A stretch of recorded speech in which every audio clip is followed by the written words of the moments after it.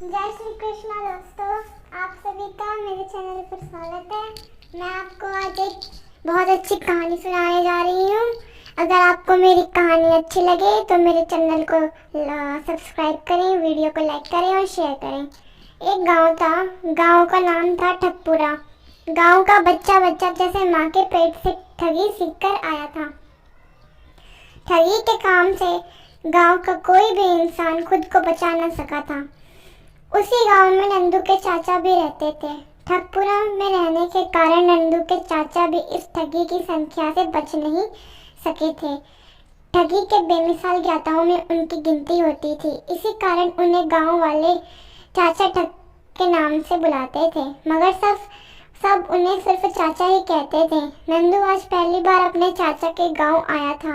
इसी कारण वह गांव के लोगों के स्वभाव से परिचित नहीं था। शाम को चाचा ने उससे पूछा, बेटा तुम यहाँ कितने दिन रहने आए हो? अपने चाचा के इस प्रश्न पर नंदू हड़बड़ा गया।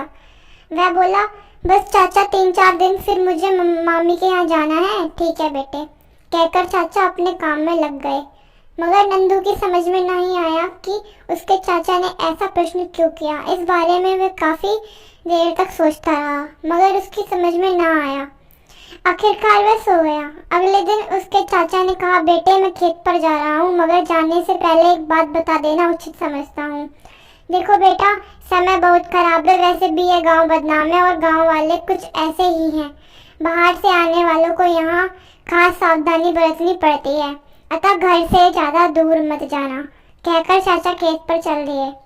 दोपहर के समय नंदू ने सोचा, क्यों ना गांव की रौनक ही देख ली जाए। यह सोचकर वह घर से बाहर निकल गया। अब वह कुछ दूर चला ही था कि अचानक उसके पास एक आदमी आया। नंदू ने देखा कि वह एक आंख से काना था। नंदू के पास आते ही वह बोला, काय भैया क्या हाल है? मेरा नाम अच्छन है, तुम राघव हो ना? नहीं, मेरा नाम नंदू है। नंदू ने कहा, ओहो। वह व्यक्ति अंगड़ाई तोड़ते हुए बोला, अच्छा, नाम में कुछ गलती हो गई। वैसे मैं तुम्हें अच्छी तरह पहचानता हूँ। तुम्हारे दादा मेरे बड़े अच्छे मित्र थे। अच्छी बैठक रहती थी, हुक्का पानी रहता और भी साथ था। वे मेरे मेहरबानों में से। नंदू ने उनकी बात काट कर कहा, उन्हें तो गुजरे हुए भी वर्षों हो गए। आपकी उम्र तो अभी बहुत कम है, इसलिए आप उनके साथियों में से कैसे हो सकते हो?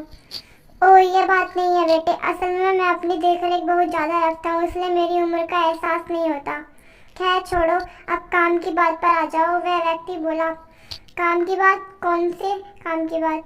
नंदू ने हैरानी से उस व्यक्ति को घूरा। मैं बताता हूँ बेटे, जरा कान खोलकर सुनो। वह व्यक्ति बहुत ही प्यार से बोला, वैसे तो तुम खुद ही देख रहे हो मेरी एक आँख नहीं है। जानते हो इसका क्या कारण है? ना तो मैं जानता हूँ और ना जानना चाहता हूँ। नंदू बिना वजह गले पड़ी इस मुसीबत से छुटाते हुए बोला।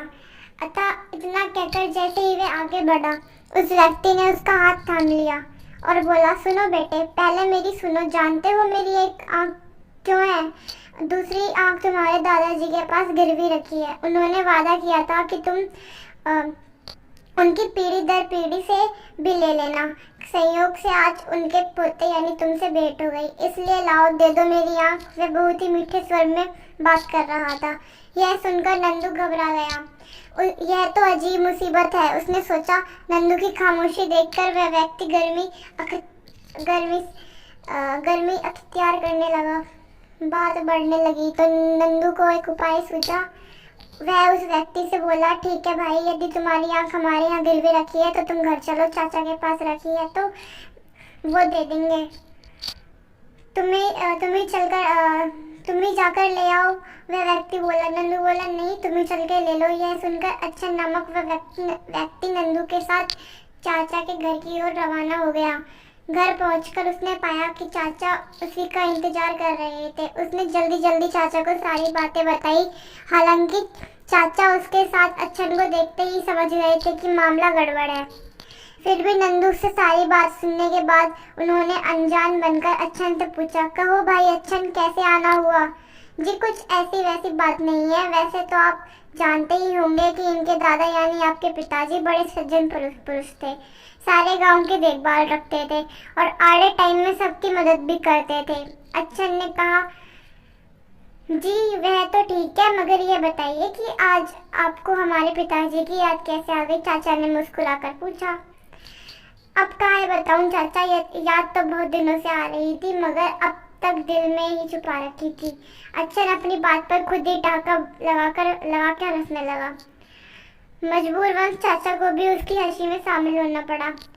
असल में चाचा, बात यह है कि एक बार गांव में भयंकर बीमारी फैल गई थी, तो मैंने अपने बीवी बच्चों और जमीन को बचाने के लिए आपके पिताजी के पास अपनी एक आंख गिरवी रख दी थी।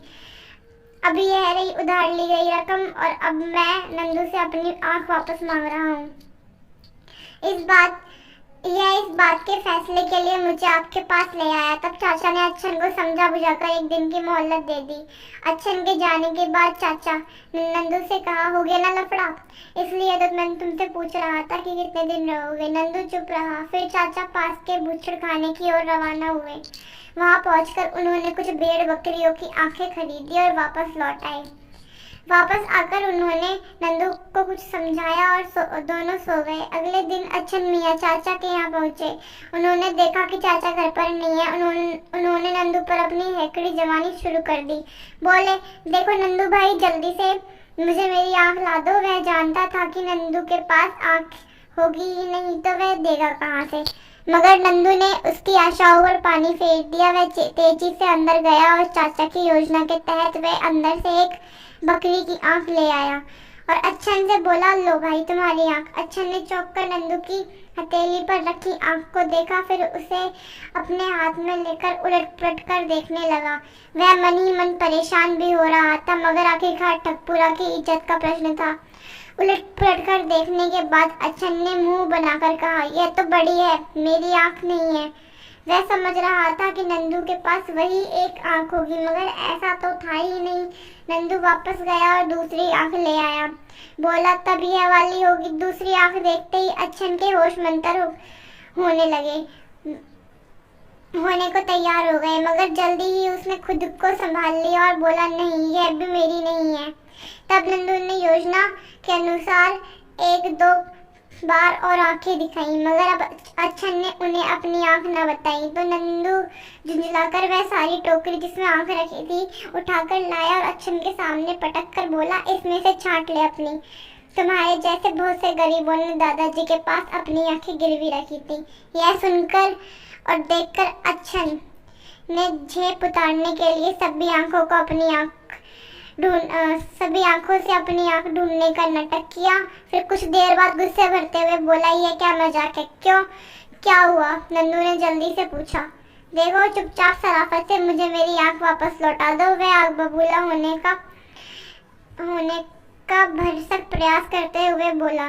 क्यों, इसमें तुम्हारी आंख नहीं है क्या? नंदू ने उसकी बात काट कर पूछा।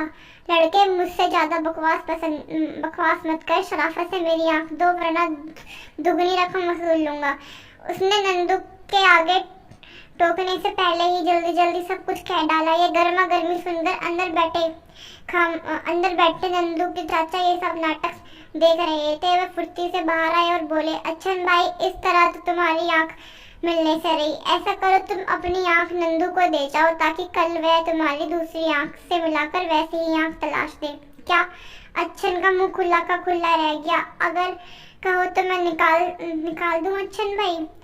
चाचा ने गंभीर मुद्रा बनाकर कहा। इतना सुनते ही अच्छन मियाँ वहां से इस तरह भागे जैसे उनके पीछे यमदूत पड़े हों। अच्छन मियाँ को इस तरह भागते देख चाचा भतीजे खिलखिलाकर हंस पड़े। इस तरह चाचा ने नंदू की जान बचाकर बुद्धिमत्ता की नई मिसाल कायम की। यह कहानी सिद्ध करती है कि बुद्धिमान कभी मात नहीं खाता, अतः हमें बुद्धिमान बनने के लिए सब प्रयास करते रहने चाहिए। अवसर पड़ने पर जो युक्त काम कर जाए वह बुद्धिमत्ता कहलाती है। इसलिए अपनी बुद्धि का प्रयोग उस जगह करना चाहिए जहाँ उसकी आवश्यकता हो। धन्यवाद दोस्तों। अगर आप सबको मेरी कहानी अच्छी लगी तो मेरे चैनल को सब्सक्राइब करें, वीडियो को लाइक करें और शेयर करें।